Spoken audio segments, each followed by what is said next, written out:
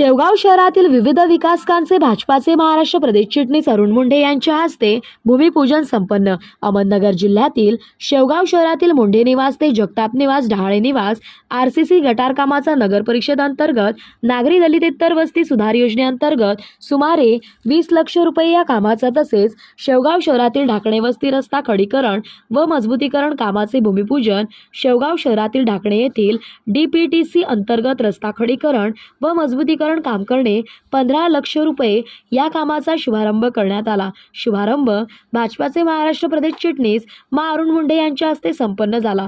या प्रसंगी नगरसेवक दिगंबर काथवटे, नगरसेवक अंकुश कुसळकर, नगरसेवक अजय भारसकर, नगरसेवक शबीरभाई शेख, नगरसेवक विकास फलके, विनोद मोहिते, भाजपा युवा मोर्चा शहराध्यक्ष भूषण देशमुख, इंजी सोमनाथ शिंदे तसेच श्री ज्ञानेश्वर खबाले व प्रभाग क्रमांक 18 मधील व परिसरातील नागरिक उपस्थित होते। प्रभाग क्रमांक 4 मधील व ढाकणे वस्ती परिसरातील नागरिक यावेळी उपस्थित होते। तेच खबर महाराष्ट्र न्यूज उपसंपादक अंतोष श्यामसुंदर गायकवाड।